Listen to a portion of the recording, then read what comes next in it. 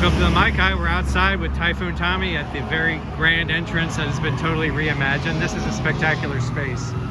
So these bridges were always here, right? Yeah. But they're not really bridges.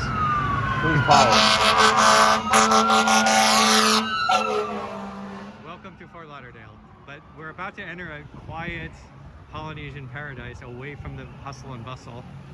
So I was hoping you guys would hear the rumbling of the bridge. I think we heard a little bit of it. So that is one of the most important things that I made sure of when we did this restoration. Because if this bridge didn't rumble, I'd be crucified. Anytime I ever talked about this project, the first thing everybody ever asked me was, is the bridge gonna rumble? So it rumbles perfectly, I think. Yeah. And the rumbling kind of ties into the Mai-Kai with the thunder and yeah, here you go. You'll hear it right now. And the water on the windows. We have a car leaving right now. You get the same effect leaving as you do arriving.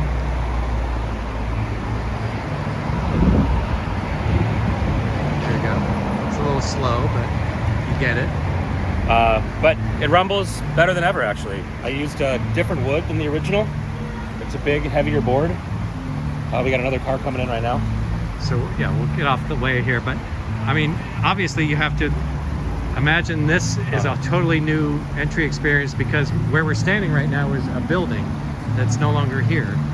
They removed the Bora Bora building. So now we have this spectacular entrance. Thanks to the folks at Perry Becker Design. And I think it's unlike anything outside of a theme park, correct? Yeah. You don't get this at every restaurant.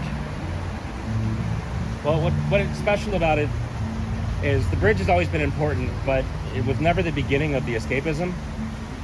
So the second you came across the bridge, you would always see the parking lot and then the neighbors' houses in the back. Mm-hmm. We got a 4-foot wall over there, so we raised that up to an 8-foot wall, put in a whole line of bamboo, and now the second you come across the bridge, you are on our island, you are in our environment. We're creating the narrative, and the narrative is paradise. We're gonna give traffic a minute to get by here, but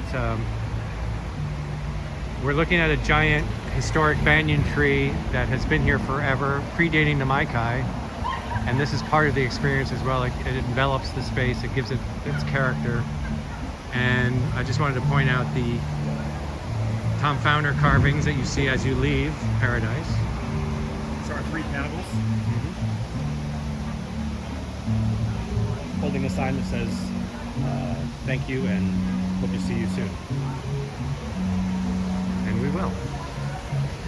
So this is just the beginning. Once you get in, then you leave your car with valet. But there's another spectacular element back here that we'll take a look at,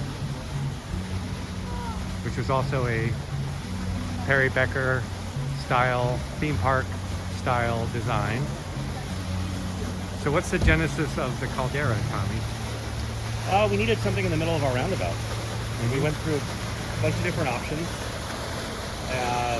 but the one that we all agreed on was a caldera.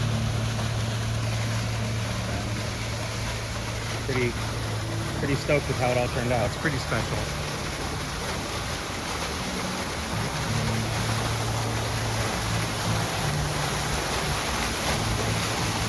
And if you're driving a custom car, you can park right behind the caldera, correct? There's special spaces. There's a spot over on the side for any pre-1979 classic car. It's free parking and a spot right up front, because we are a classic restaurant and we want classic cars. Perfect.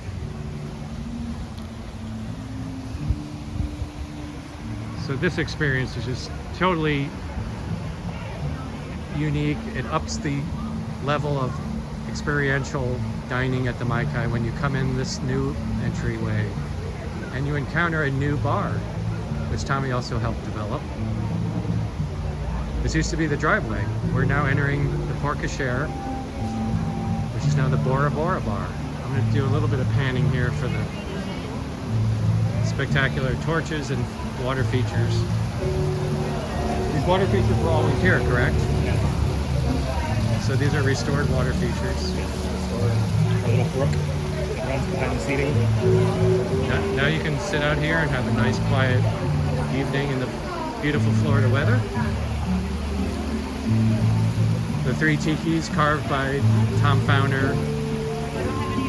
Is that Jeff Chenard in the middle? Yeah, Jeff Chenard and Will Anders, of course.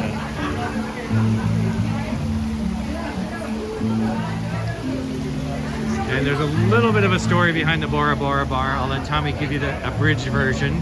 All right, so I don't know if any of you guys know, but the Molokai bar is built with set pieces from Mutiny on the Bounty in 1970.